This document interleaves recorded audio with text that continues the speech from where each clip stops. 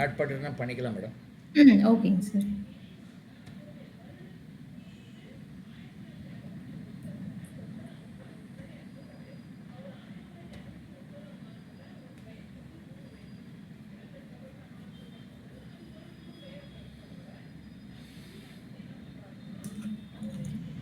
இனிஷியலா ஒரு 2-3 क्वेश्चंस பாப்போம் Sathvathika. Okay ma'am. Okay. Electrode பொட்டன்ஷியலுக்கு ரிலேட்டடா தான் 2-3 क्वेश्चंस பார்க்கலாம்னு சொன்னேன். Okay. So good evening everyone. நம்ம லாஸ்ட் கிளாஸ்ல physical chemistry and inorganic chemistry NEET previous year questions பார்த்துட்டு இருந்தோம் இல்லைங்களா? ஸோ இன்னைக்கு வந்து ப்ரீவியஸ் இயர் கொஷின்ஸும் பார்ப்போம். பட் அது பார்க்கறதுக்கு முன்னாடி ஒரு சில ரேண்டமான கொஷின்ஸ் பார்த்துட்டு அதுக்கப்புறம் மறுபடியும் ப்ரீவியஸ் இயர் போகலாம். ரேண்டமான கொஷின்ஸுங்கிறது நான் சொல்றது ஜேஇ கொஷின்ஸ் தான். இப்போ ஏப்ரல் பேட்சோட ஜேஇ கொஷின்ஸ் தான் சொல்றேன். ஏன்னா சம்டைம்ஸ் ஜேஇ கொஷின்ஸ்ல இருந்து நம்மளுக்கு நீட் கொஷின் மாதிரியே இருக்கும் இல்லைங்களா? ஸோ அது ரிவைஸ் பண்ணால் உங்களுக்கு ஹெல்ப்ஃபுல்லாக இருக்குமேங்கிறதுக்காக ஒரு சில ஜேஇ கொஷின்ஸ் எடுத்திருக்கேன். அது பார்த்துட்டு மறுபடியும் ப்ரீவியஸ் இயர் கொஷின்ஸ் போகலாம். அது போறதுக்கு முன்னாடி தத்வதிகா வந்து எலக்ட்ரோட் பொட்டன்ஷியலுக்கு ரிலேட்டடா ஒரு சில ப்ராப்ளம்ஸ் கேட்டாங்க. ஒரு 2-3 ப்ராப்ளம் மட்டும் எலக்ட்ரோட் பொட்டன்ஷியலுக்கு ரிலேட்டடா பார்த்துட்டு அதுக்கப்புறம் போவோம். சரிங்களா? ஸோ எலக்ட்ரோட் பொட்டன்ஷியல் நான் சொல்றது எலக்ட்ரோ கெமிஸ்ட்ரி 12th ஸ்டாண்டர்டோட சாப்டர்.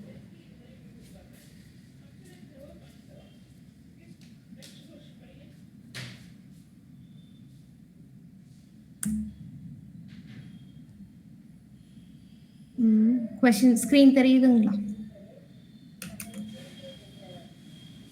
இங்க 2 ரியாக்ஷன் கொடுத்துருக்காங்க. கொஸ்டின் என்ன கேட்குறாங்கன்னா, the standard potential at 25 degrees Celsius for the following half reactions are given against them. half reaction கொடுத்துருக்காங்க. half reactionங்கிறது எலக்ட்ரோட்ல நடக்கக்கூடிய ரியாக்ஷன் தான் half reaction. இங்க 2 எலக்ட்ரோட் சொல்றாங்க. ஒன்று வந்து ஜிங்க், இன்னொன்று மெக்னீஷியம். இது ரெண்டுமே ரிடக்ஷன் ரியாக்ஷன். தெரியுதுங்களா? எப்பவுமே எலக்ட்ரோ கெமிஸ்ட்ரியை பொறுத்த வரைக்கும் நோ மேட்டர் வாட் உங்களுக்கு எலக்ட்ரோட் பொட்டன்ஷியல்னு ஒன்று கொடுக்குறாங்கன்னா அது ஆக்சிடேஷன் பொட்டன்ஷியலா இல்லை ரிடக்ஷன் பொட்டன்ஷியலான்னு ஃபர்ஸ்ட் நீங்க செக் பண்ணணும். ரிடக்ஷன் பொட்டன்ஷியலா மட்டும்தான் நீங்க யூஸ் பண்ணணும். ஆக்சிடேஷன் பொட்டன்ஷியலா இருந்ததுன்னா அது ரிடக்ஷன் பொட்டன்ஷியலுக்கு கன்வெர்ட் பண்ணிட்டு ப்ரொசீட் பண்ணுங்க. ஏன்னா நம்ம படிச்ச எல்லா ஃபார்முலாவும் எல்லா ஷார்ட்கட்டும் ரிடக்ஷன் பொட்டன்ஷியலுக்கு உண்டானது தான். ஸோ இது கொடுத்துருக்கிறது எலக்ட்ரோட் பொட்டன்ஷியலா இல்லை ரிடக்ஷன் பொட்டன்ஷியலான்னு 2 விதமா கண்டுபிடிக்கலாம். ஒன்று வந்து இந்த மாதிரி ரியாக்ஷன் கொடுத்து பக்கத்துல E0ன்னு கொடுத்துருந்தாங்கன்னா அந்த ரியாக்ஷன் ஆக்சிடேஷன் ரியாக்ஷனா இல்லை ரிடக்ஷன் ரியாக்ஷனான்னு பாருங்க. இங்க எலக்ட்ரான் கெயின் பண்ணியிருக்கு. Gain of electron is called reduction. அப்போ இங்க கொடுத்துருக்கிறது ரிடக்ஷன் பொட்டன்ஷியல். இருந்தாலும் கவனமா இருக்கணும். இப்போ அவங்க வெறும் E0ன்னு கொடுத்துட்டாங்க இல்லையா? சம்டைம்ஸ் என்ன பண்ணுவாங்கன்னா ரியாக்ஷன் கொடுத்துருவாங்க. பக்கத்துல E0ன்னு போட்டுட்டு Zn/Zn2+ which is equal to ஒரு வேல்யூ கொடுத்துருக்காங்கன்னு வச்சுக்கோங்க. நீங்க அந்த ரியாக்ஷனை பார்க்க கூடாது. இந்த ரெப்ரசன்டேஷனை தான் பார்க்கணும். இங்க வந்து இந்த கொஸ்டின்ல அவங்க ரியாக்ஷன் கொடுத்து வெறும் E0ன்னு தான் கொடுத்துருக்காங்க. வேற எந்த ஸ்பெசிபிக்கான ரெப்ரசன்டேஷனும் இல்ல. அப்ப இந்த ரியாக்ஷன் ரிடக்ஷன் ரியாக்ஷன் கொடுத்து இருக்கிறது ரிடக்ஷன் பொட்டன்ஷியல் அப்படின்னு தெரிஞ்சுக்கலாம்.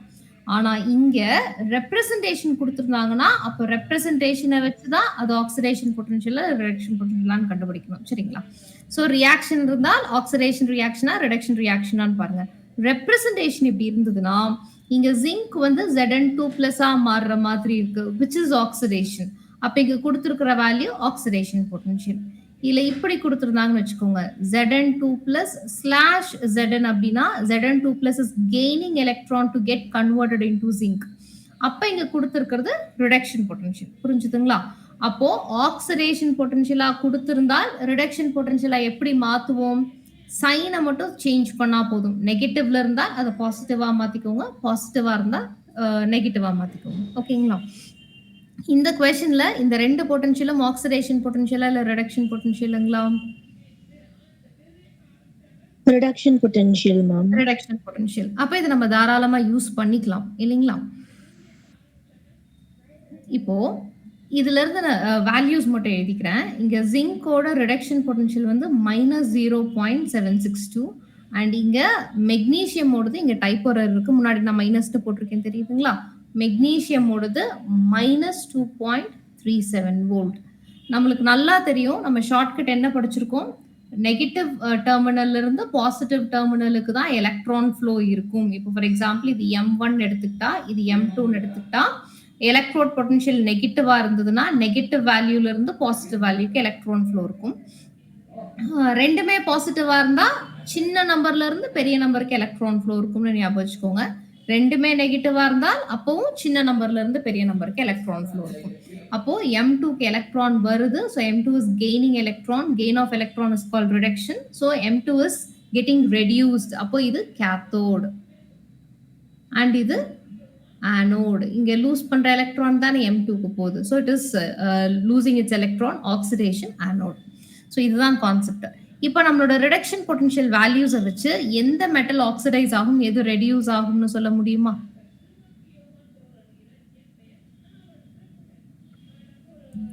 எது ஆக்சிடைஸ் ஆகும், எது ரெடியூஸ் ஆகும்னு சொல்லுங்க.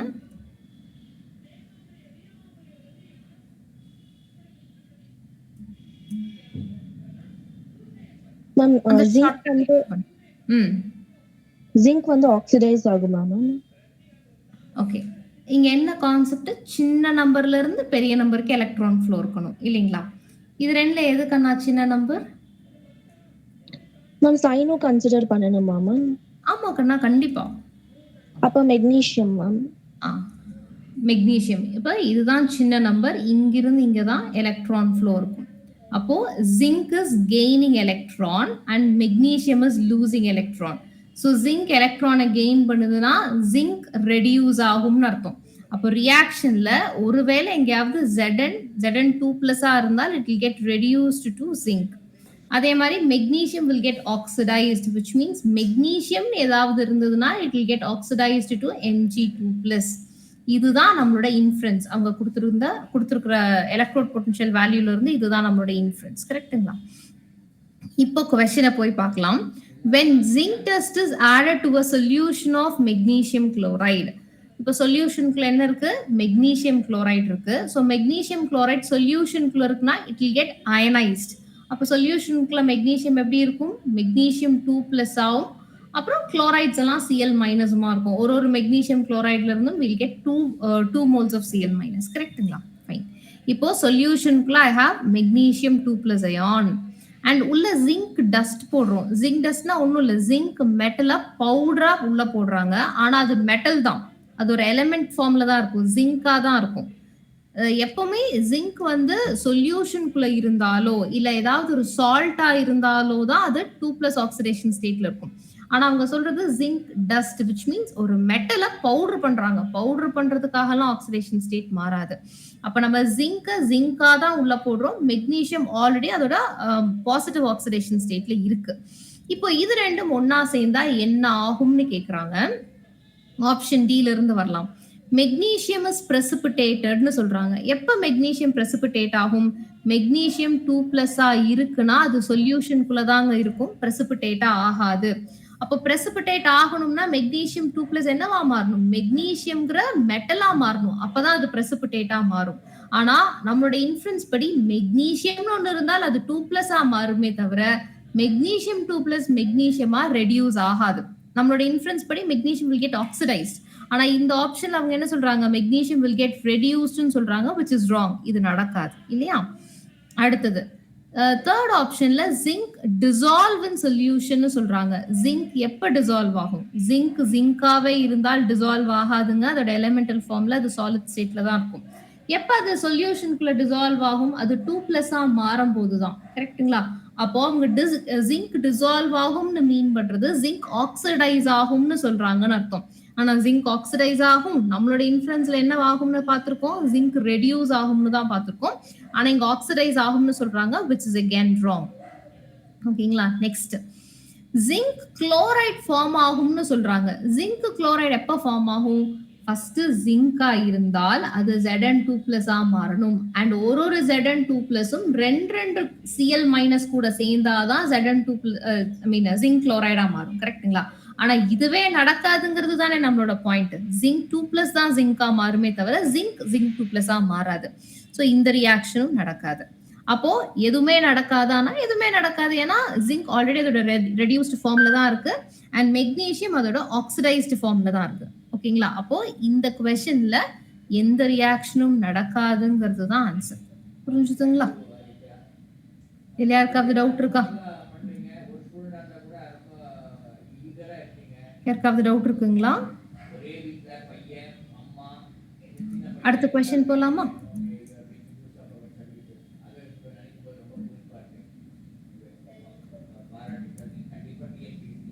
இந்த கொஸ்டின் ஒரு 4 பொட்டன்ஷியல் கொடுத்துருக்காங்க. குரோமியம், டைக்ரோமேட், குளோரின், மேங்கனீஸ் இதோட பொட்டன்ஷியல்ஸ் கொடுத்துருக்காங்க. அண்ட் இதுல எது வந்து ஸ்ட்ராங்கஸ்ட் ஆக்சிடைசிங் ஏஜென்ட்னு கொஸ்டின் கேட்குறாங்க. எப்படி போடலாம் இந்த கொஸ்டினை?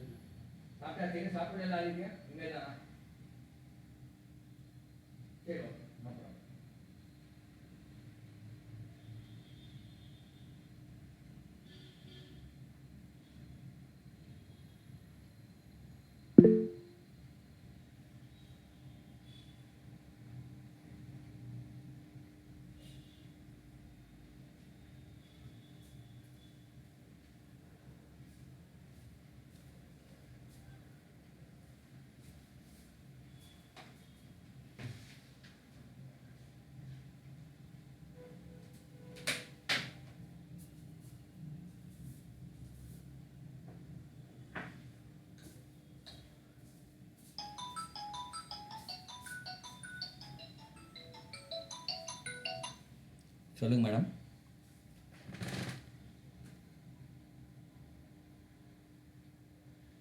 சரி சரி சேஞ்ச் பண்ணிங்க. படு படு படு, நோ ப்ராப்ளம்.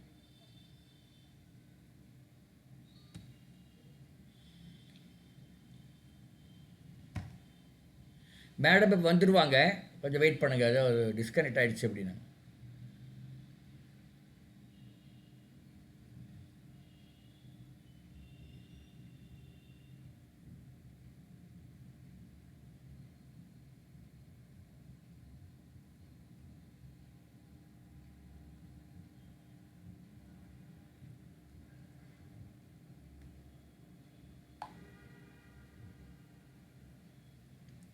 தத்துவத்துக்கு கேட்குதா நான் பேசுகிறது? Yes sir. உங்களுக்கு கேட்குது. அதான் மேடத்துக்கு தான் ப்ராப்ளம். அப்போ மேடம் வந்துடுவாங்க. இப்போ தான் எனக்கு கூப்பிட்டாங்க. I think some problem with their network. She'll come back. Poonthamizharasi, very good. Sachin Patil. Sachin Patil, our teacher is speaking in Tamil. How are you managing?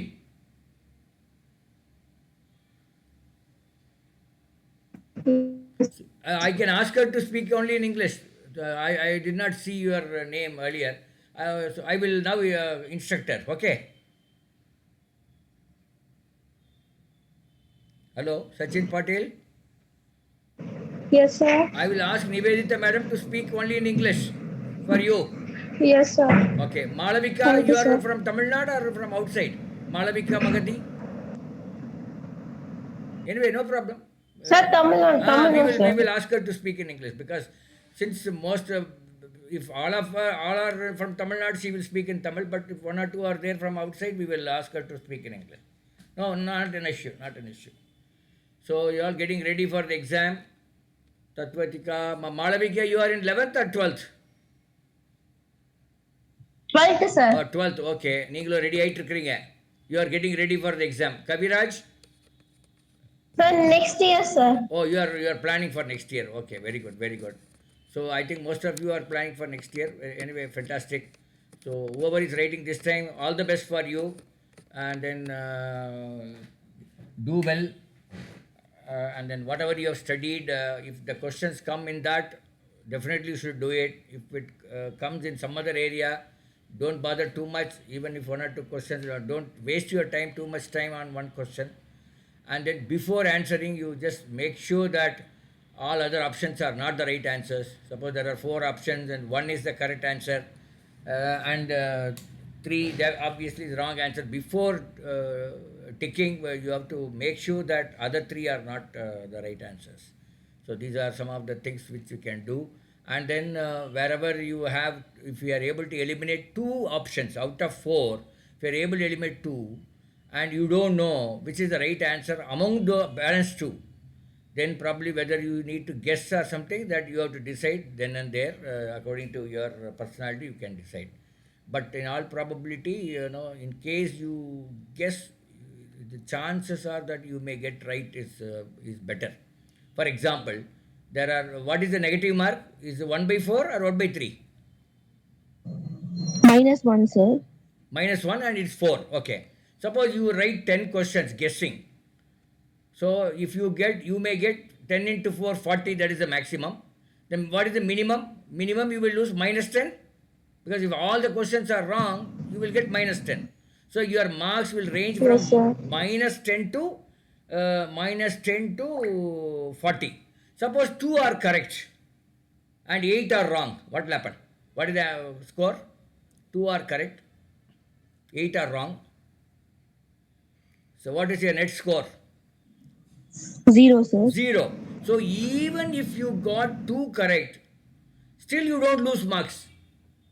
Suppose you got 3 correct, you will get 5 marks, 4 or 5 marks extra. So little bit of guessing is required. That is why I normally say some of these competitive exams it's like a game. It's like, Kaun Banega Crorepati ka game, something like that. Kodiswaran game Mari.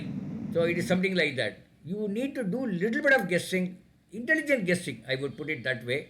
Intelligent guessing, you can do like that. I mean, it's easy to talk like this, but really practicing in the exam, it's very difficult, I know. I am one example sitting in front of you who had got successful in guessing. Not that I had knowledge on all the things, but little bit of guess here and there helped me in scoring bigger, because negative mark is only 1/4, that is -1, whereas if it is right, you get 4 marks. Even if your correct answer is 30%, 3 out of 10, still you will gain marks. So this you should keep in mind, before answering, before guessing. Okay. Senthamil Selvan, are you able to understand?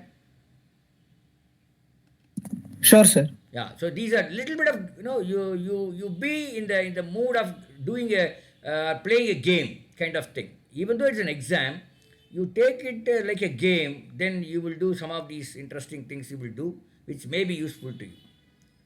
So this I have been telling every year to most of our students. It's not that easy to guess.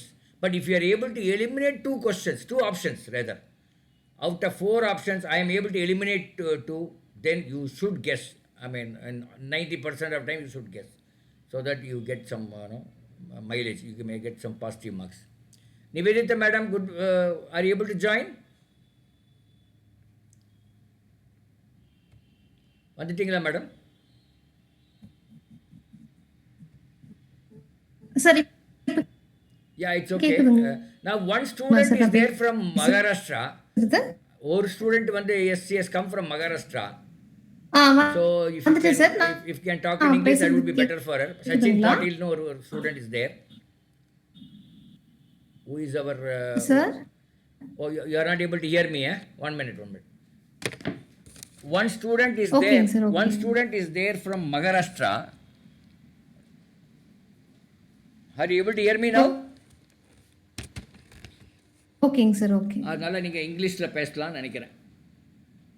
ஓகேங்க sir Okay. Okay ஓகேங்க sir okay Okay.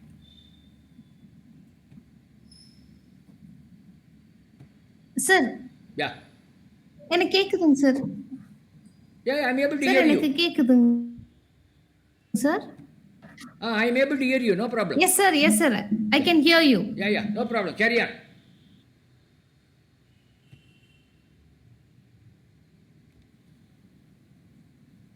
my screen visible? No, madam, it is not shared, I think. Is screen is shared for you, others? No, sir. No, no, madam. No, sir. Is my screen visible? Not yet, not yet. Okay.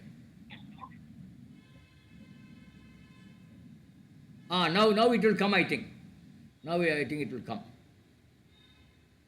Started presenting, it comes, started presenting, so it will come, I think.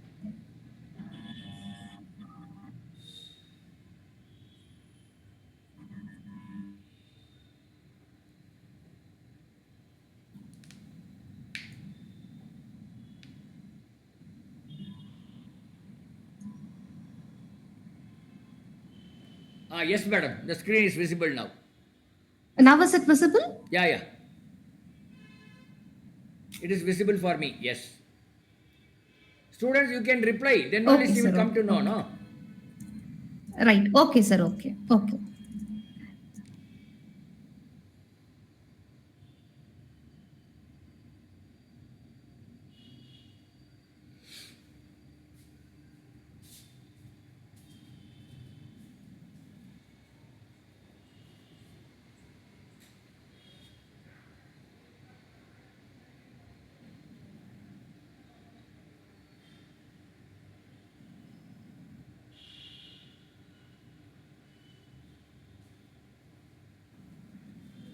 Okay. So in this question, they're asking us to find the strongest oxidizing agent. And here we are provided with some electrode potential. So whenever the electrode potential is not chromium plus slash chromium. So chromium 3 plus will get converted into chromium by gaining electron. So this is reduction.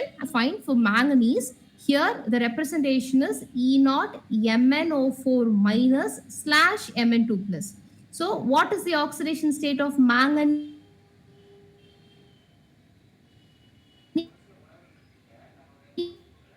in MnO4 minus? What is the oxidation state of manganese in MnO4 minus?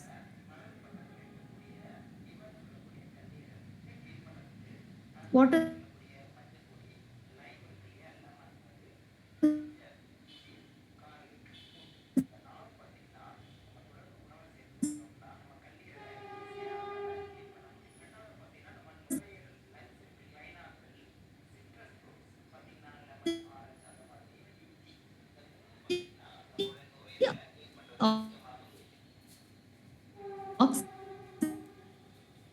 the oxidation I think there state is of an audio manganese? problem, I think, madam.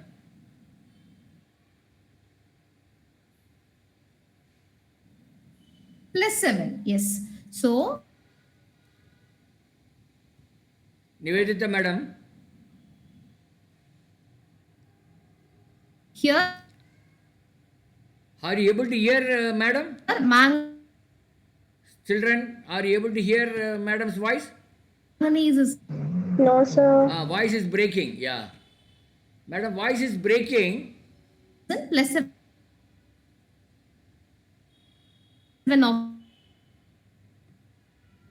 oxidation state, and this is getting converted into Mn2 plus.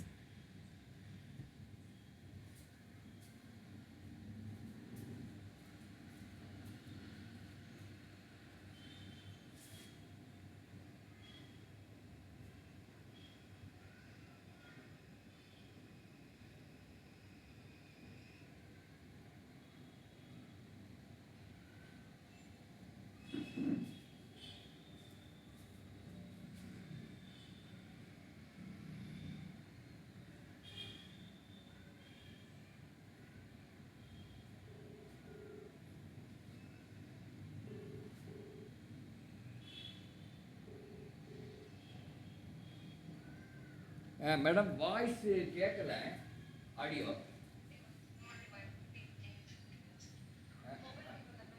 அது mobile டேட்டால charge கம்மியா இருக்கும்னு நினைக்கிறேன்.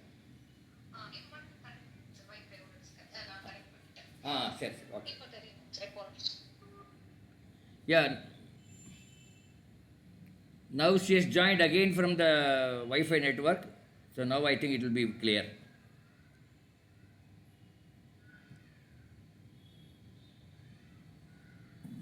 Okay. Is my screen visible now? Yes, madam. Fine. Okay. Sorry, guys. I'm really sorry. So here in Cr2O72 minus, the oxidation state of chromium is, what is the oxidation state of chromium in Cr2O72 minus? +6, ma'am. Very good, +6. So here chromium from +6 oxidation state, it is getting converted into 3+ oxidation state by gaining electron. So this is also reduction. So this is again reduction potential. And chlorine is getting converted into chloride. This is also reduction. So this is also the reduction potential. So definitely we can use these values. So what is our shortcut? From negative terminal to positive terminal, electron will flow, right? So for example, M1 with negative electrode potential and M2 with positive electrode potential, M2 is gaining electron. So here M2 is getting reduced and M1 is getting oxidized. So the metal which is getting oxidized will be the best reducing agent, right? So M1 with negative electrode potential is getting oxidized. So this is the best reducing agent, because this is the metal which is responsible for the reduction of M2, right? And similarly, M2 is gaining electron, which means M2 is getting reduced. Why this metal is getting reduced?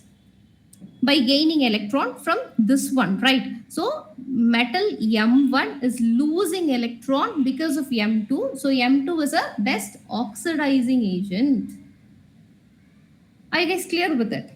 So M1 is getting oxidized, so that is the best reducing agent, and M2 is a metal which is getting reduced, and that is the best oxidizing agent. So according to the inference, what we can understand is the metal with highest positive charge will be the best reducing agent, and here they're asking us to find the strongest reducing agent. So from the given data, we have to find the metal with highest positive value. So which is the highest positive value among these four metals? Which is the most positive value? Which got highest positive value? MnO4 minus to Mn2 plus, ma'am. Very good. So this got the highest positive value, which is plus 1.51. But here we have two more species, right? Which is the MnO4 minus and Mn2 plus. And here also in both the options, I mean, we have two options with Mn2 plus and MnO4 minus. So definitely option A and option B were ruled out. Now we have to decide among C and D. So according to our inference, what we know is metal with highest positive value will be the best oxidizing agent. So here we have to decide among Mn2 plus and MnO4 minus by calculating the oxidation state of the metal. We know the oxidation state of manganese here is +2 and here it is +7. Which got highest positive value? MnO4 minus. So this is the best oxidizing agent. So from the electrode potential value, you have to select the highest positive value for best oxidizing agent. And among those species, you have to decide based on the highest oxidation state. You're getting my point? So similarly, we'll move on to next question. And here they're asking us to find the strongest reducing agent. So first you have to make sure that the given values are reduction potential, after which find the strongest reducing agent. And strongest reducing agent's electrode potential will it be more positive or more negative? More negative, ma'am. So among these four values, check for the electrode potential with more negative value. Which got more negative value?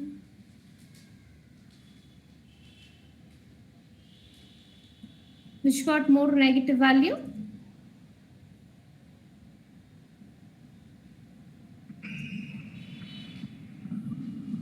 Yes, Kana, which got more negative value? Why, what happened? It's very obvious, no? Which got more negative value? Chromium 3 plus to chromium, ma'am. That's it. So this chromium got more negative value. So definitely option A and C were ruled out. Among chromium 3 plus and chromium, we have to check for the strongest reducing agent. So according to our inference, more negative value will be the best reducing agent. Here, this is chromium 3 plus and chromium, which got more negative or less positive value. That should be the inference, right? More negative value or less positive value will be the strongest reducing agent. So among chromium 3 plus and chromium, which got less positive or more negative value? Yes, it is chromium, right? That's it. So option 2. You're getting my point? Any doubt?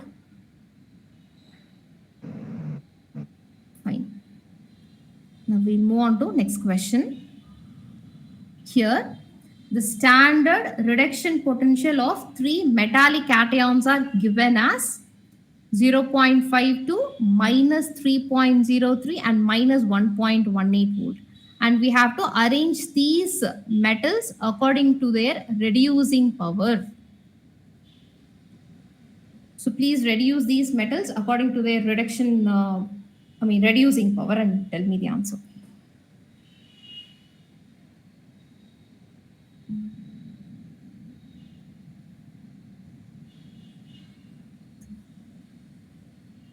So Senthamil Shelvan and Tatvatika's answer is option A.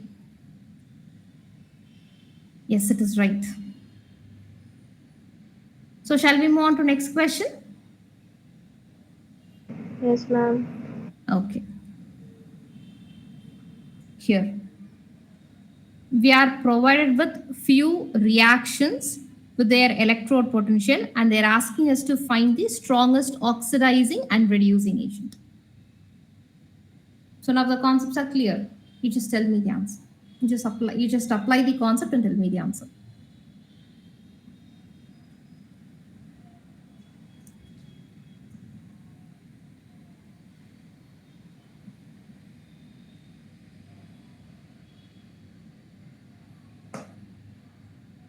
So Tatvatika's answer is option A.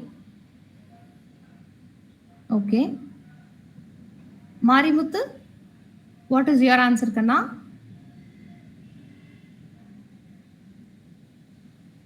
Sachin, Kundamilarisi. Option A, ma'am. Option A, right. Fine. One last question from electrode potential. See, here the electrode potential for these two reactions are given as 0.15 volt and 0.5 volt respectively. And they're asking us to calculate the reduction potential for one more transformation. See, first let us understand this question, okay? So here, copper 2 plus is gaining one electron to get converted into copper plus. So basically this is reduction. So copper 2 plus is getting reduced to copper plus, and for this conversion the potential involved is 0.15 volt. This is the reduction reaction, so the potential given is reduction potential, right? And again copper 1 plus is gaining one more electron to get converted into copper. Here again the reaction is reduction and the potential given is reduction potential, right? And they're asking us to calculate the reduction potential for copper 2 plus to copper. So from copper 2 plus to copper, we have to find the reduction potential. So the reduction potential from copper 2 plus to copper plus, I'm going to have it as E1 naught. Okay. And from copper plus 1 to copper, I'm going to have it as E2 naught. And they're asking us to find E3 naught. See, electrode potential values are not additive. So E3 is equal to, if you sum up these E1 and E2, you will not get E3 value. It is not additive term. So electrode potentials are not additive, but Gibbs free energies are additive. So instead of this relationship, we can have it as delta G3 naught, which is equal to delta G1 naught plus delta G2 naught. And what is the relationship between Gibbs free energy and electrode potential or cell potential? What is the relationship between delta G and E?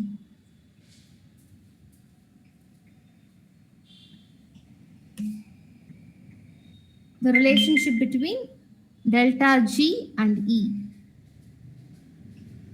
Delta G naught is equal to, yes, Satvika? Minus NF E cell, ma'am. Very good. So, for delta G3 naught, I can have it as minus NF E3 naught, which is equal to minus NF E1 naught plus, here plus into minus minus NF E2 naught. So, what are all the common terms here? Minus F, right? So left side we have n E3 naught. N is number of electrons involved, which is equal to, from this I'm going to take minus F as common. So here I have n into E1 naught plus n E2 naught. So I'm going to cancel minus F, which is in the left and right. So the relationship is n E3 naught, which is equal to n E1 naught plus n E2 naught. So for E3, what is the number of electrons involved? The transformation or the conversion is from copper 2 plus to copper. So number of electrons involved in this process is? Number of electrons involved is? 1, ma'am. From copper 2 plus to copper. The number of electron involved is 2. 2, ma'am. So 2 E3 naught, which is equal to, for copper 2 plus to copper plus, the number of electrons involved is just 1, right? So 1 into E1 naught plus, what is the value here? Copper plus 1 to copper, the number of electrons involved is?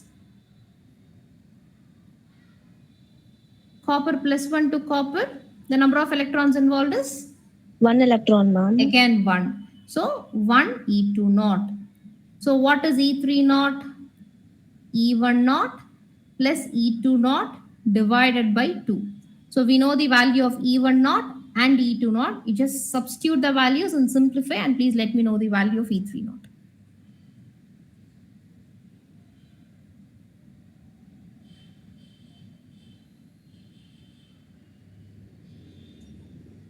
What is the value of E3 naught?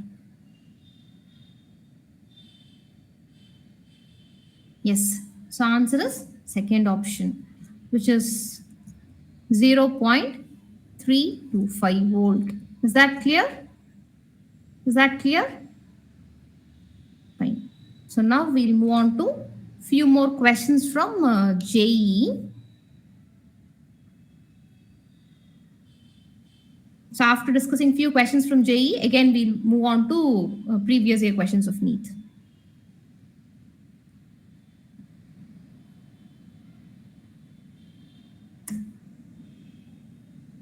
Is the screen visible now? Yes, ma'am. Fine. So here we are provided with two statements and we have to find which is right and which is wrong. Could you please answer this question? See, here we have some organic compound and the statement 1 is, this organic compound will react with sodium hydroxide and also with Tollens reagent. And statement 2, this organic compound will undergo self-aldol condensation very easily. We have to find which statement is right and which statement is wrong, or both are right or both are wrong.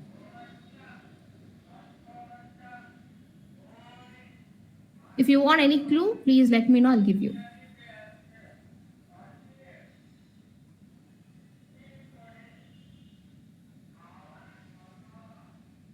So first check for the statement 1.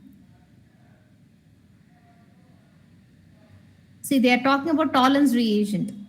Which functional group will react with Tollens reagent? The functional group has to be? Which functional group will react with Tollens reagent?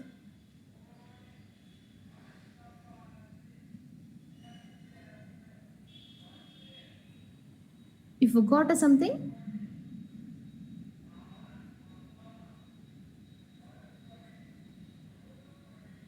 Aldehyde, right?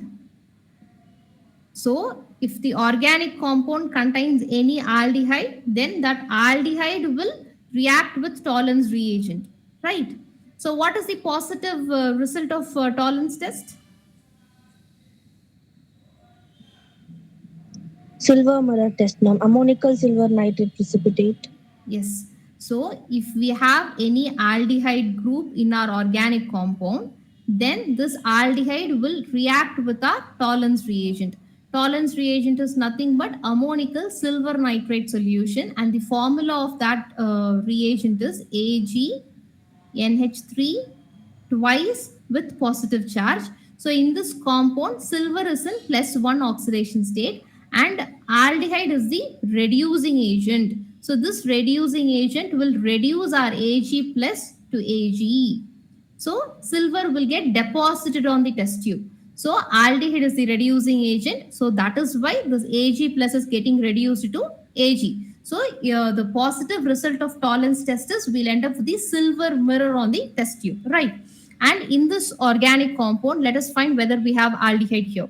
This is alcohol, this is ether, and this is aldehyde, right? So this organic compound contains aldehyde. So definitely it will react with tolerance reagent. Fine. Will it react with sodium hydroxide? See, sodium hydroxide is a base and definitely it will react with an acid, right? In this organic compound, we have alcohol group and we know that alcohol got an acidic nature, right? And most of the reactions like Wolff reaction and in Reamer-Temer and all that, phenol was reacted with sodium hydroxide. Do you remember? Phenol, we know that alcohol got acidic behavior. So this phenol will lose its H plus very easily. So this is an acid and this can react with the base. So this H plus and this OH minus will be removed as H2O. And what will be the compound, Kana? Sodium phenoxide, ma'am. Very good, very good. So this acid and base reacts together to give a salt. So in this compound we have alcohol functional group which will act as an acid. So definitely this will react with this base which is sodium hydroxide. So this organic compound will react with both sodium hydroxide and tolerance reagent. So statement 1 is true, right? Okay. So check for the second statement. Will this organic compound undergoes aldol condensation? What is the condition for aldol condensation? What is the condition for aldol condensation?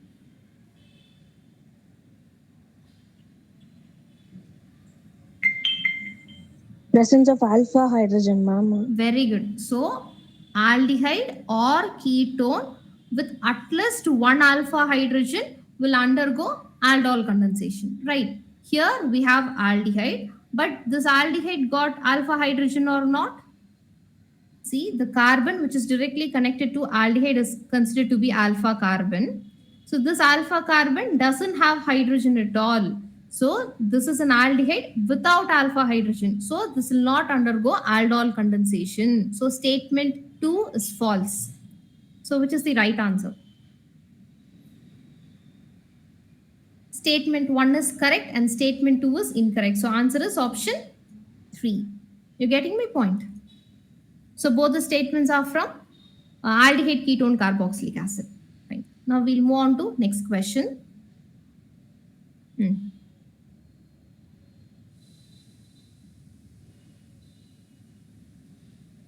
Here we are provided with one organic compound and they're asking us to find the most stable and least stable carbon radical respectively that is produced by homolytic cleavage of corresponding carbon hydrogen bond.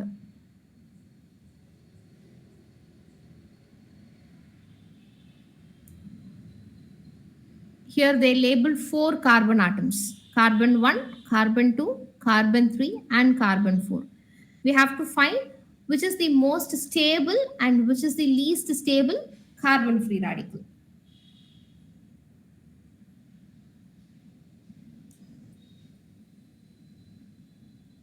We know the stability order for free radical, right? Which is more stable free radical? Tertiary, ma'am. Tertiary. I think it is option 4, ma'am. Okay. Kana, first has to be most stable and second will be the least stable. Okay. So according to your answer, this carbon free radical will be the most stable, right?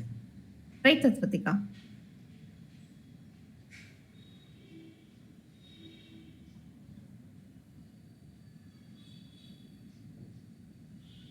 If you want to change the option, you can do it.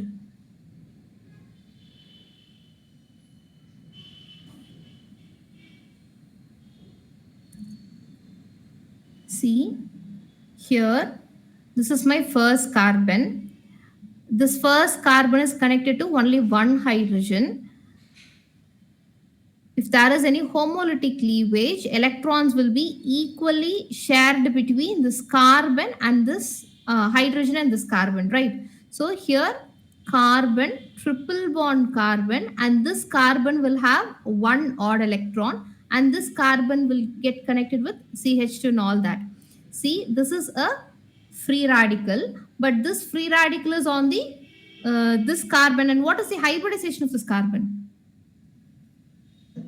SP, ma'am. SP. See, SP hybridized carbon will have the highest percentage of S character, which is 50%. If carbon got highest S character, what it mean? The electronegativity of carbon is highest here.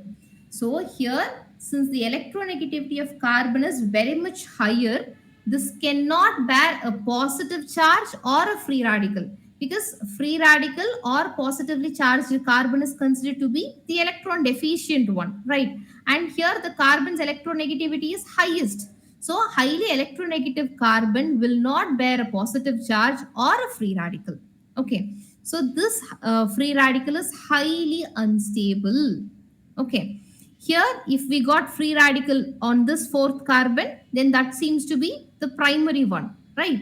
If the free radical is on this third carbon and that free radical is, if we got free radical on this carbon, what kind of free radical will be that?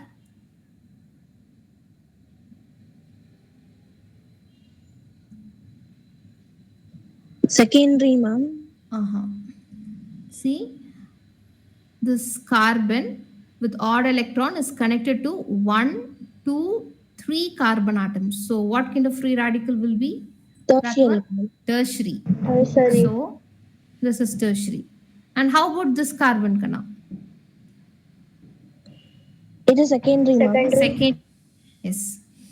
So we know that the odd electron which is on sp hybridized carbon is least stable than your primary free radical. Okay, so the least stable one is the free radical on first carbon. Okay, and we'll be expecting this tertiary free radical will be the most stable one, but this order is based on inductive effect, right?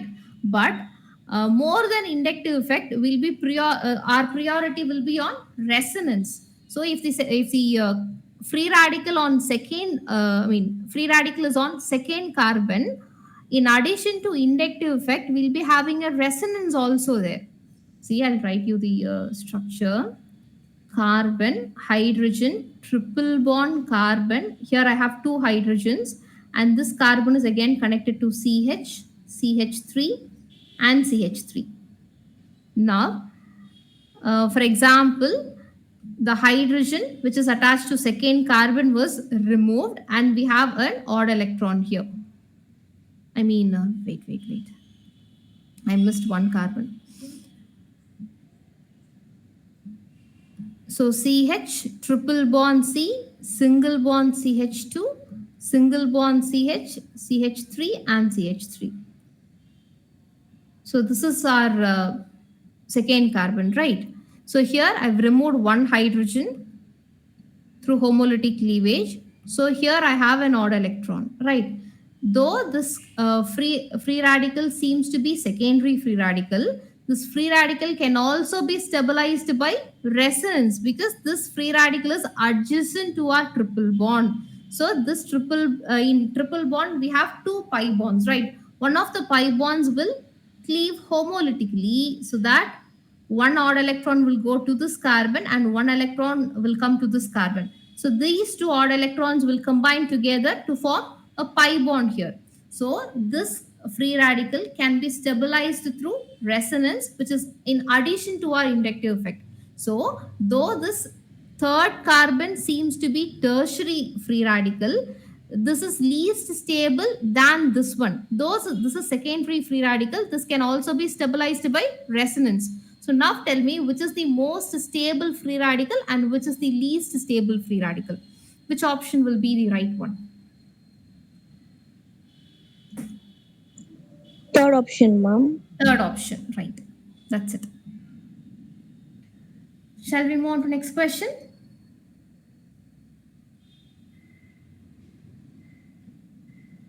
Okay, this question. See, this is a question from inorganic chemistry. A molecule with the formula AX4Y has all its elements from P block. Okay. Element A is rarest, monoatomic, non-radioactive from its group and has the lowest ionization value among A, X and Y. Element X and Y have first and second highest electronegativity values respectively among all the known elements. The shape of the molecule is dash. See, here we have three segments. First, from the clue, we have to find what compound is that. After finding the compound, you have to find the hybridization of the central atom. And from the hybridization, you have to find the shape of the molecule. Okay, we have three steps.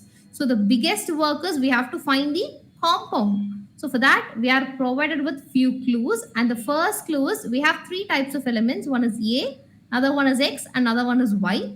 And all the three elements are from P block. Okay, so you have to visualize the rightmost corner of the periodic table. Okay, and they are talking about compound A. See, it is rarest and it is monatomic. This is the biggest clue. Could you please tell me which could be that compound or element A? It is monatomic. So which P block element will exist as monatomic species? At least tell me which group element could be that. What is monatomic species? That atom can exist as atom itself. It don't want to combine with another atom for stability. So what could be that group at least? Noble gases, ma'am. Very good, noble gas. Okay, so what are all the noble gases we know?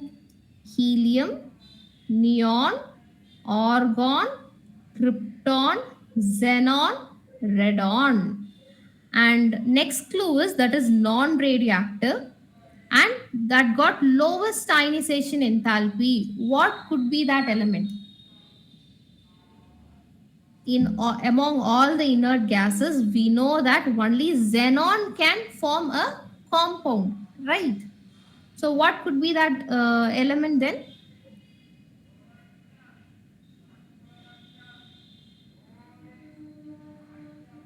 As we move down the group, what will happen to the ionization energy? Decreases, ma'am. Decreases. So definitely we know that the elements which are present at the bottom of the 18th group will have the lowest ionization enthalpy. And we know that only xenon can form a compound because the ionization energy of xenon is matching with the ionization enthalpy of oxygen. So only xenon can form a compound. So it is very obvious that the central atom or the element A seems to be xenon. Right. And rest of the clues are very simple for X and Y.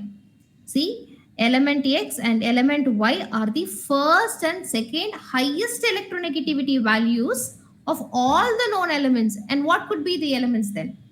Which got highest electronegativity in periodic table? Which element got the highest electronegativity? Fluorine, ma'am. Very good. So, X is the first highest electronegative element, which is fluorine. And Y is the second highest electronegative atom, which is Oxygen, right?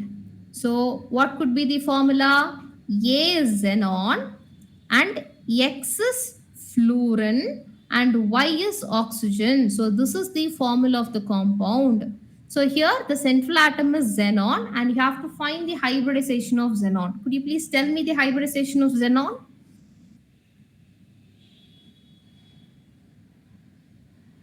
Do you have any doubt in finding hybridization?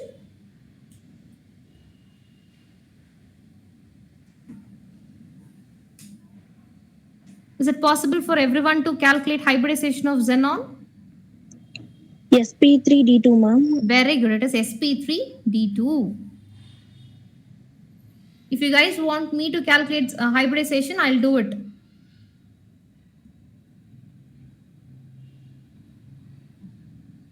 Do you want me to calculate?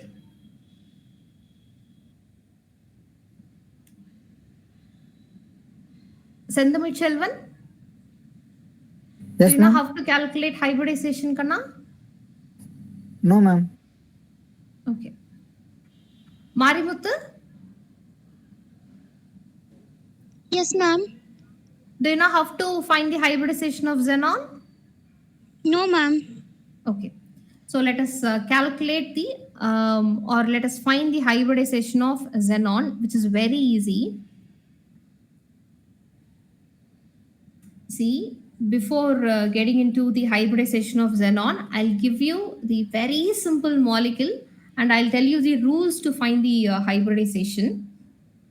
This rule is applicable for all the inorganic compounds. So let us take methane. Here, how many types of elements we have? Two types. One is carbon, another one is hydrogen. And how many carbon atoms are there in methane? Only one. And how many hydrogen atoms are there in methane? Four, right? And could you please tell me the valency electron of carbon? Valency electron of carbon. Carbon is in 14th group. So what is the valence electron of carbon? 4. And valence electron of hydrogen is 1, obviously. So 1 into 4 is 4 and 4 into 1 is again 4. You have to add these two total valence electrons, which is 8. So 8 is the total valency electron of methane itself.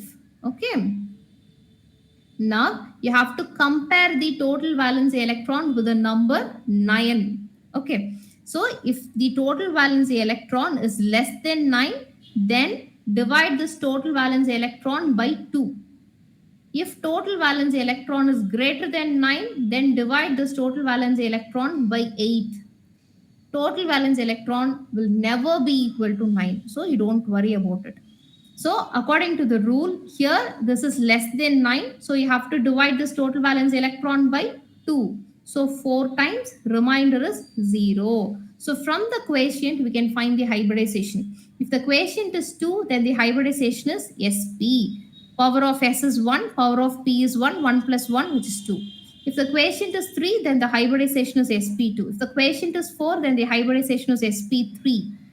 If quotient is 5, then the hybridization is sp3d. And if the quotient is 6, then the hybridization is sp3d2. And if the quotient is 7, then the hybridization is sp3d3. That's it. So this is the rules, Kanna.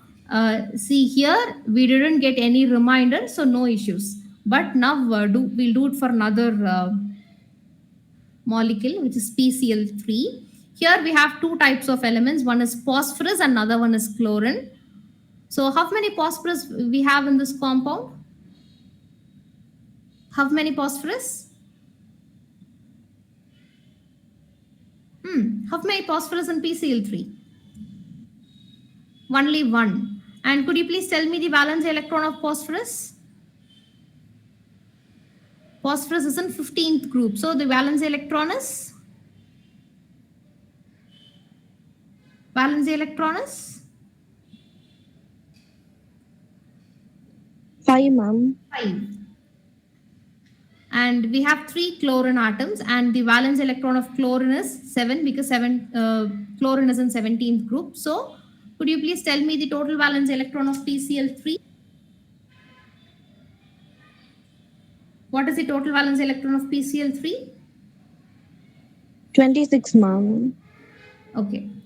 Uh, this is 5, this is 21, so this is 26. So 26 is greater than 8, greater than 9. So we have to divide this total valence electron by 8. How much time? So what will be the quotient? What will be the quotient? 3, ma'am. So 3 eights are 24. So we have remainder as 2. So the remainder is not 0 or not 1. So we have to divide this remainder again. So here the remainder is again less than 9. So we have to take this remainder and we have to divide it with 2. So here it is 1 time. Now the remainder is 0. Now we got two questions here. 3 plus 1, which is 4. So the hybridization is sp3. Okay. So if we got remainder, then you have to take the remainder and you have to divide it with 2. So we have to add both the equations to find the hybridization. So this is the rule. So please apply these rules to xenon F4 oxygen and find the hybridization. So here we have xenon, fluorine and oxygen. Only one xenon, four fluorine and one oxygen atom. And what is the valence electron of xenon? 8, ma'am. So 1 into 8 is 8. And fluorine is in 17th group. So the valence electron is 7. So 4 into 7 is 28. And here the valence electron of oxygen is 6. So 1 into 6 is 6. So what is the total valence electron? What is the total valence electron? 42, ma'am. 42. So we have to divide this 42 by 8. So how many times? 6 times. 6 times? Yes, ma'am. Kana 42. Sorry, ma'am, it is 5 times. 5 times. So it is 40. So the remainder is 2. So again, we have to divide this remainder with 2. So now the remainder is 0. So we have two questions, 5 and 1. So 5 plus 1 is 6. So if the quotient is 6, then the hybridization is sp3d2. Okay. So this is how we have to calculate the hybridization of central atom. Now the hybridization of xenon seems to be sp3d2. So what could be the expected shape? So since the hybridization is sp3d2, xenon can form how many chemical bonds? 6 chemical bonds, ma'am. 6 It is chemical bonds. structure. Okay, it was expected to have an octahedral structure, but in this compound, xenon got only 5 terminal atoms, right? So instead of one atom, we'll be having one lone pair. So in octahedral shape or in octahedral structure, if we got one lone pair, then what will be the original shape of the molecule according to Vesper theory? In octahedral, if we got one lone pair, then the shape is square pyramidal. If we got two lone pair, then that is square planar. So here, xenon can form 6 chemical bonds, but the terminal atoms are only 5. So instead of one atom, we'll be using lone pair of electron. So in octahedral structure, we'll be having one lone pair. So the shape is square pyramidal. So answer the second option. You guys clear with it? Shall we move on to next question? Ma'am, how to find the hybridization when its remainder is 1, ma'am? 1 or any odd numbers? Kana, if the remainder is 0 or if the remainder is 1, then you can leave it. You don't want to divide it again. Okay, ma'am. If it is odd number, if you divide it again, for example, if we got any 5 or 7, you'll be dividing it with 2, right? So there we'll be getting remainder as 1. You can leave it. That's it. Okay, ma'am. Fine. Next question. Here they've given the properties of group 17 and the question is the property or the properties that show irregularity in first 4 elements of group 17. And here we have the original option. They are asking us to find the correct answer.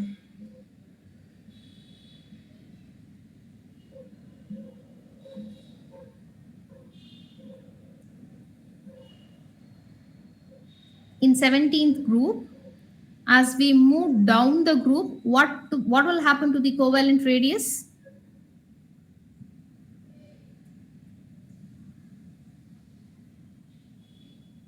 It will get increased, right? There will not be any change in radius.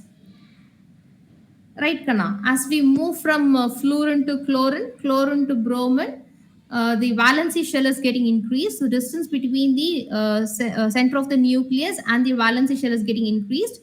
So there is no fluctuation in the radius as we move down. Obviously, it will get increased. So we have no problem with the covalent radius, right? So option 1 and option 4 were ruled out. They're asking us to find the irregularity. There is no irregularity in covalent radius. How about electron affinity? In 17th group element, which got highest electron affinity? Chlorine, ma'am. Yes. So the order of electron affinity of 17th group is highest is chlorine, next is fluorine, then bromine, then iodine. So definitely there is a fluctuation in or irregularity in electron affinity. So this could be the answer. And how about ionic radius, Kanna? There is no change in ionic radius or first ionization enthalpy. As we move down the group, there is an increase in ionic radius. As we move down the group, there is a decrease in ionization energy. So the only irregularity we find in electron affinity. So the answer is second option. You're getting my point? Fine. Now we'll move on to next question. Okay. This question is from limiting reagent. So we are provided with some chemical reaction where calcium carbonate is reacting with HCl to give calcium chloride, carbon dioxide, and water.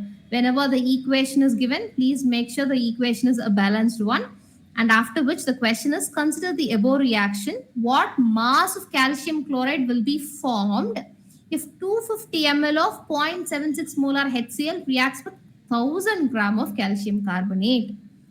So they have given you the concentration and volume of HCl and the weight of calcium carbonate, and they're asking us to find the mass of calcium chloride formed. So you have to write the equation, you have to balance the equation, and after which you have to infer in terms of number of moles and find the number of moles of HCl, find the number of moles of calcium carbonate, and check for the limiting reagent, and from which you should calculate the quantity of calcium chloride formed, which is very easy. It is from your first chapter, Basic Concepts of Chemistry.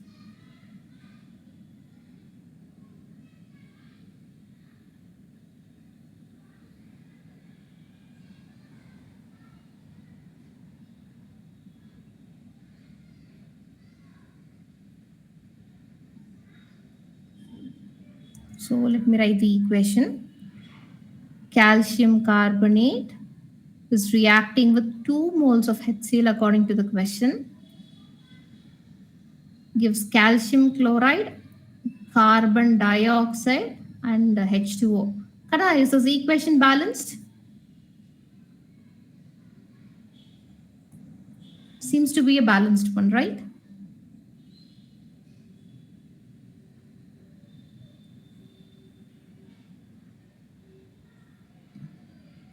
It is a balanced equation, right?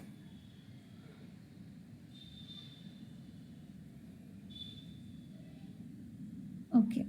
So what is the inference?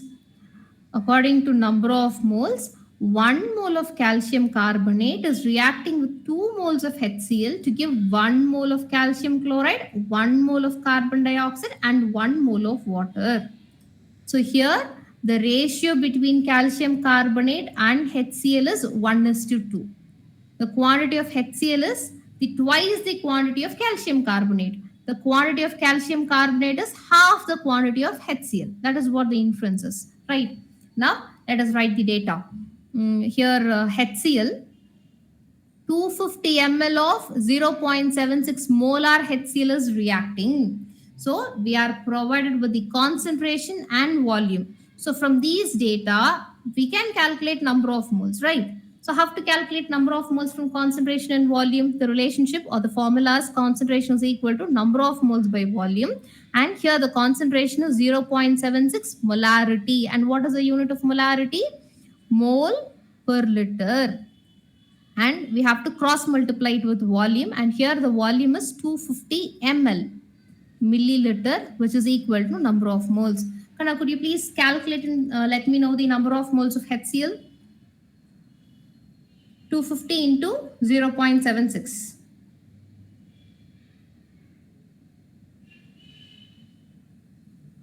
Zero 0.64, ma'am.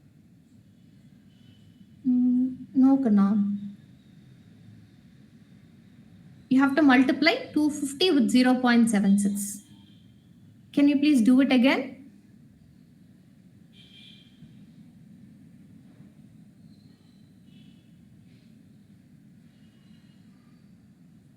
250 into 0.76. 190, ma'am. 190. Here, this liter and per liter will get cancelled. So the number of mole is 190. You should not forget this millimole. And what is the quantity of milli? It is 10 power minus 3. So here, the number of moles of HCl involved in this reaction is 190 into 10 power minus 3 mole. And we have to calculate the number of moles of calcium carbonate. Here we are provided with the weight. So we have to convert weight into number of moles. What is the formula? Number of mole is equal to given mass divided by molar mass. Given mass is 1000. And what is the molar mass of calcium carbonate? Very easy. 100 grams, ma'am. That's it. So what is the number of moles? 10 mole. Moles. So this is 10 mole. This is 190 into 10 power minus 3 mole. So let us make it little convenient. So why don't we convert this into 0.190 mole? Okay. Now the comparison will be a little easier. Could you please tell me which is the limiting reagent here?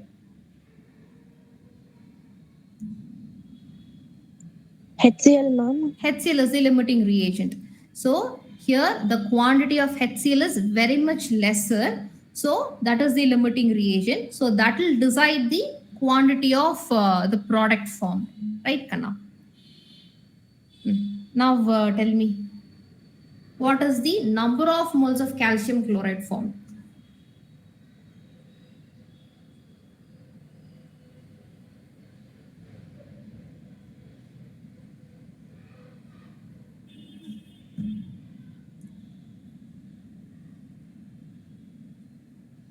You just tell me in terms of number of moles. Afterwards, we can convert that into gram.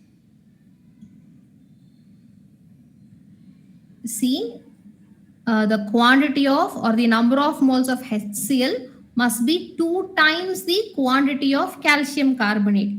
Here, the calcium carbonate is 10 moles. So the quantity required must be 20 moles. But here the quantity given is just 0.10. So the quantity of HCl is very much lesser than the actual quantity required. So this is our limiting reagent, and this limiting reagent will decide the quantity of product formed. So according to the inference, if the HCl is 2 mole, then the calcium chloride formed will be just 1 mole, the half the quantity of HCl, right? So here the quantity involved is 0.19 mole of HCl. So what will be the quantity of calcium chloride formed? Half the quantity of HCl, which is 0.190 divided by 2. So what is the number of moles, Kana? Number of moles of calcium chloride formed will be, you just divide 0.19 by 2, which is 0.095. So the number of moles of calcium chloride formed will be 0.095 mole. But in this question, they're asking us to find the mass of calcium chloride formed. But what we found is number of moles of calcium chloride formed. You just convert number of moles into given mass by this equation. So the number of mole is 0.095, which is equal to weight of the calcium chloride to be calculated. And what is the molar mass of calcium chloride? You have the atomic weight of calcium and atomic weight of chlorine as well. Just calculate and tell me the quantity of calcium chloride formed in terms of gram.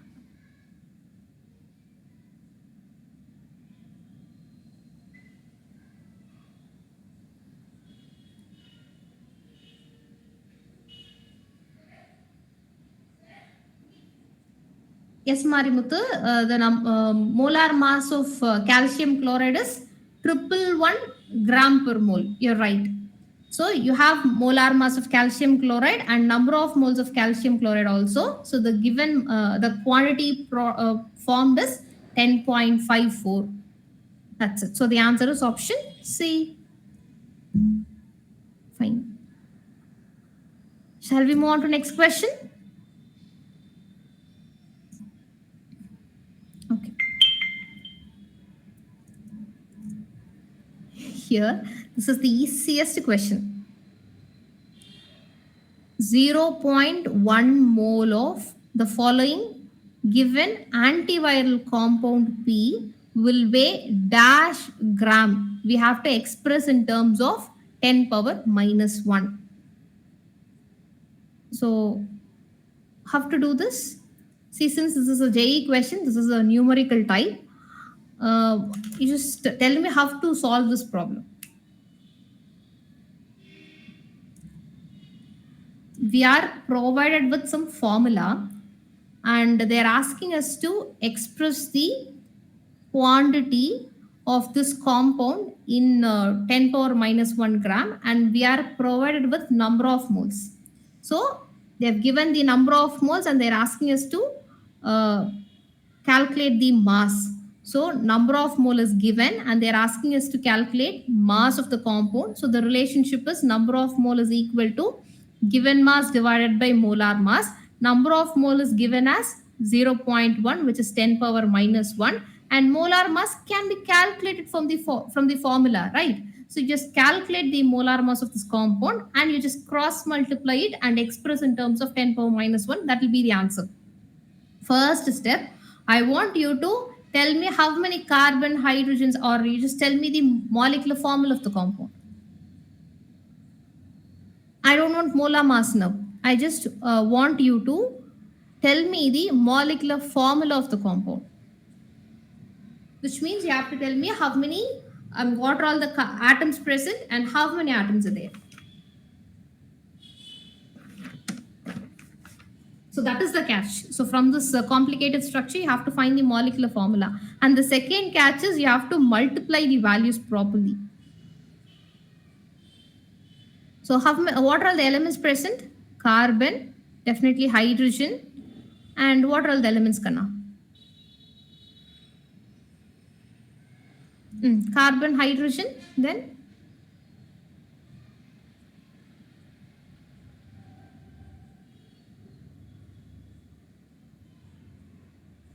Why? What happened? Carbon, hydrogen, then?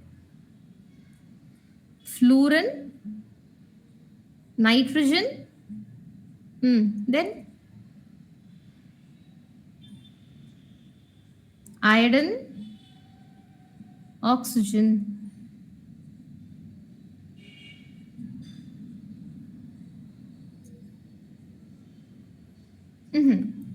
Kana, you should not call it as ammonia. We have no ammonia there.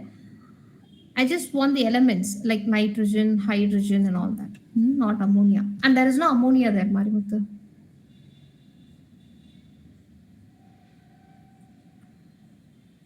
So how many fluorine atoms are there? Only one fluorine, right? And how many nitrogen atoms are there? How many nitrogen? 2, ma'am. 2 nitrogen. Iodine? 1. Only 1. How about oxygen? 5 oxygen, ma'am. Very good, 5 oxygen. Now the crucial part is carbon and hydrogen. You just count and tell me how many carbon and how many hydrogen atoms there. Ma'am, is the carbon number is 4. Okay, Tatvatika's answer is 4 carbon. Yes, Kaviraj? 8 carbons, ma'am. Okay. It is not 4 and it is not 8 as well. 6, ma'am. Kaviraj? No, no, no. Okay, let us calculate together. I'm going to count carbon atoms. 1, 2, 3, 4, 5, 6, 7, 8. See, here there is a bend, so which is 9. So we have 9 carbon atoms. Kaviraj, did you miss this carbon? Yes, ma'am. Okay, so totally we have 9 carbon atoms. And now let us count hydrogen atoms.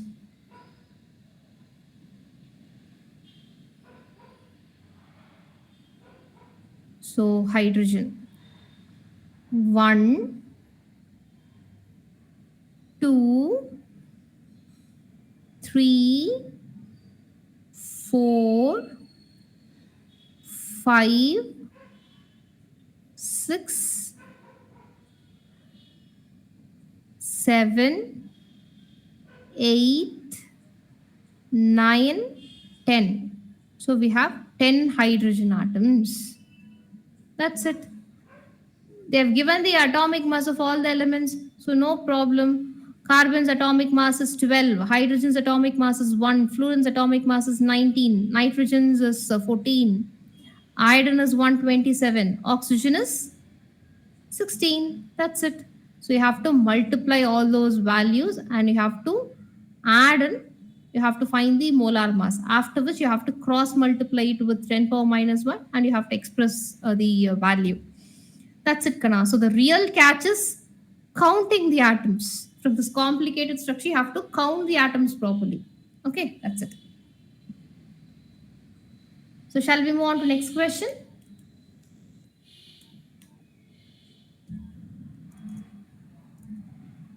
Okay, one last question.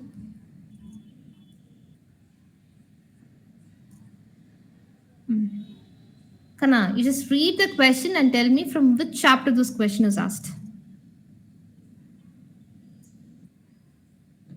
Chemical kinetics, ma'am. Very good. So chemical kinetics. And we are provided with some graph. Here A is getting converted into product. And the question is, the concentration of A at 10 minutes is dash. And you have to express in terms of 10 power minus 3. And the reaction was started with 2.5 mole per liter of A. The initial concentration of reactant was given, and they're asking us to calculate the remaining concentration of the reactant after 10 minutes. And you have to express it in terms of 10 power minus 3. So the first step is you have to find what order is that. What is the order of the reaction? So graph is the biggest clue to find the order of the reaction.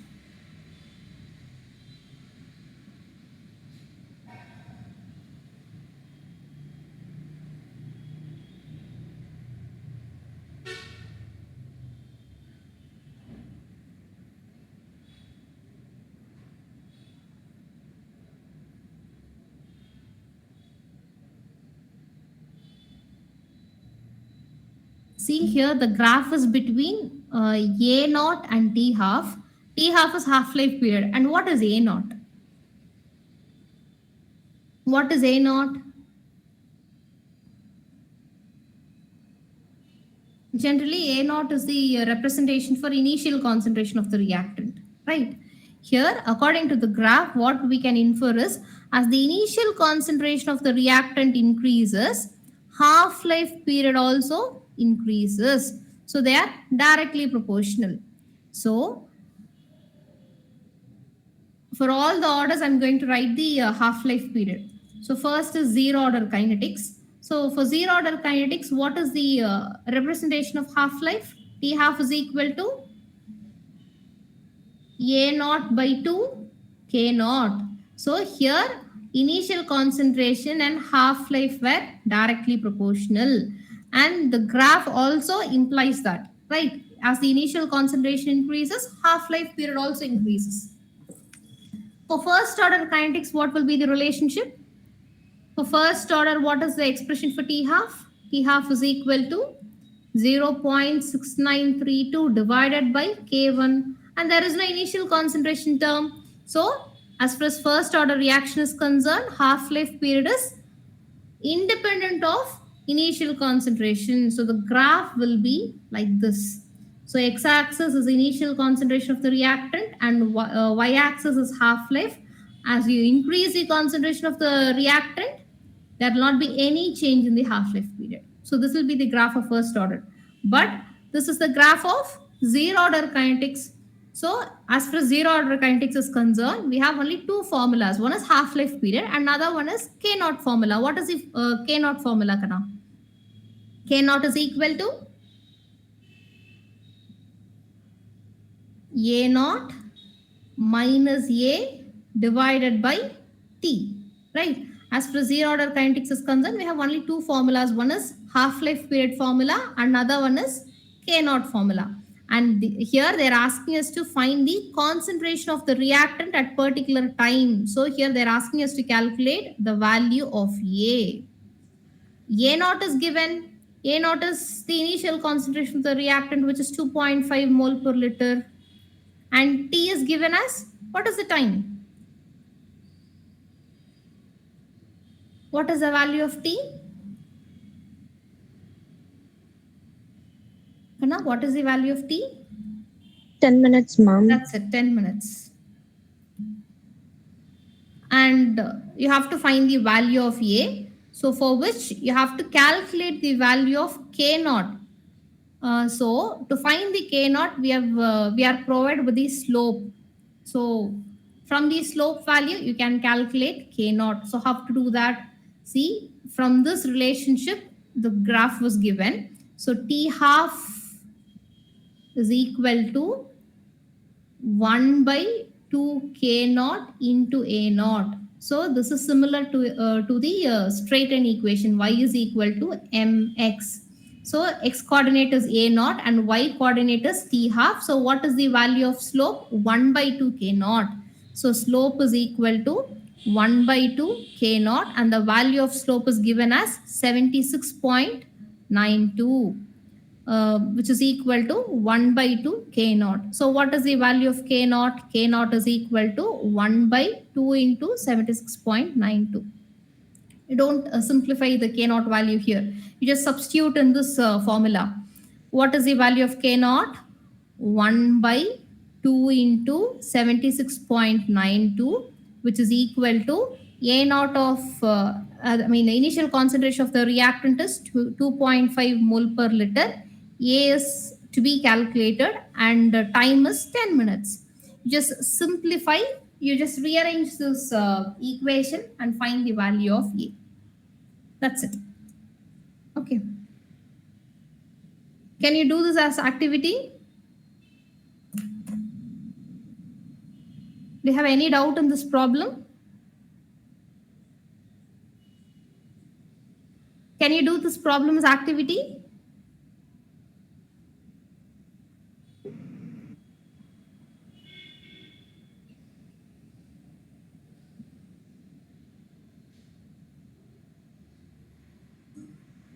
Kaviraj, Marimuthu, Sachin, you guys have any doubt in this problem? No, ma'am. No, ma'am. Okay, fine. So in next class, again, we'll continue previous year questions, okay? Fine. Okay, Kana. So if you have any doubt, you just ask me or we'll close the session.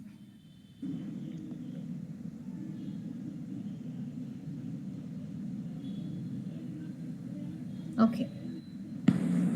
Thank you, ma'am. Okay, Kana. Bye, Thank you, Akshaya. ma'am. Bye, Kana. Bye-bye. Thank you, ma'am. Bye, Tatvatika.